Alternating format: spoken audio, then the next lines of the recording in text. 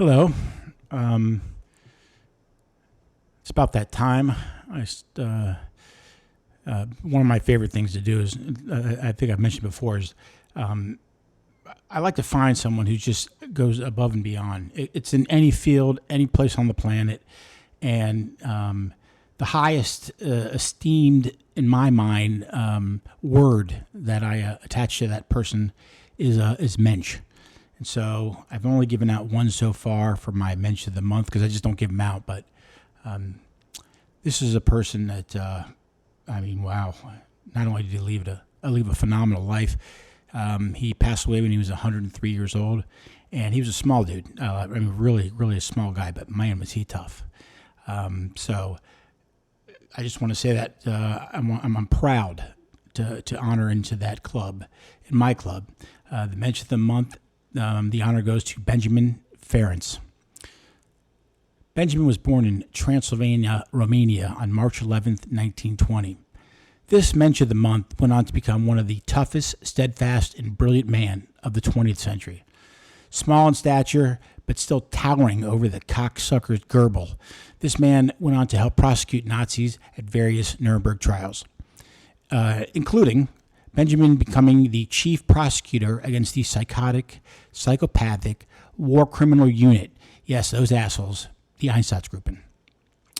The Einsatzgruppe was one of the 12 various trials being done at Nuremberg.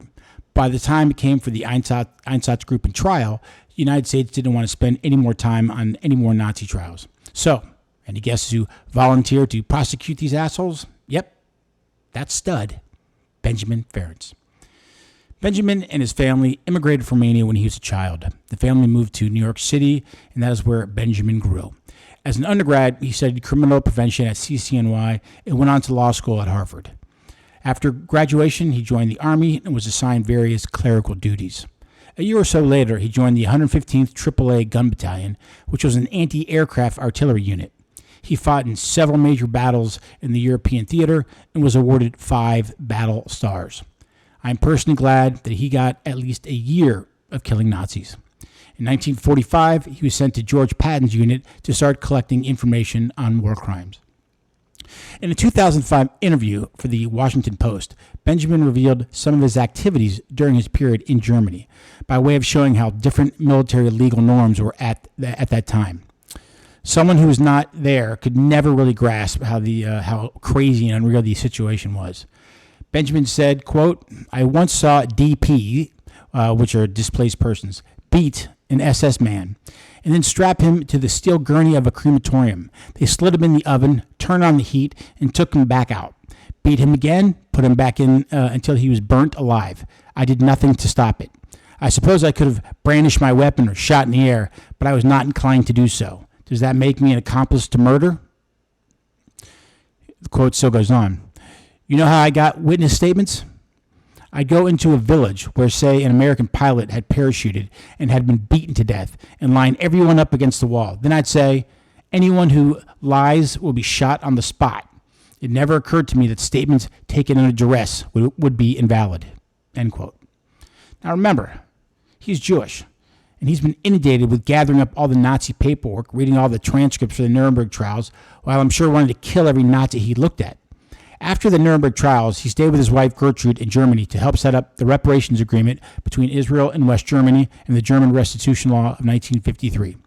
Over the years, Benjamin would continue to fight for international law and was the, quote, go-to guy, end quote, worldwide when various trials were set up for both individuals, institutions, and governments. Always helping and prosecuting crimes against humanity and war crimes. Again, the man with a capital S, capital T, capital U, capital D. And then, of course, in his later years, he won or was honored for an unbelievable amount of awards. Awards that were worldwide, and he became universally decorated for his contribution to justice, humanity, and perseverance. Benjamin and his lovely wife, Gertrude, were married for 73 years until her passing in 2019. Benjamin, the last surviving prosecutor of the Nuremberg trials, passed away April 7th, 2023, again at the age of 103. 103. And what he did in that time is so impressive, and another fuck you to all Nazis before or since. Strong, intelligent, funny, respectful, proud, funny, and someone we should all emulate. By the way, Benjamin Ferencz lasted closer to Hitler's 1,000-year Reich than any of those other Nazi fucktards. Benjamin Ferencz, I am honored to award you my Mensch of the Month. Thank you.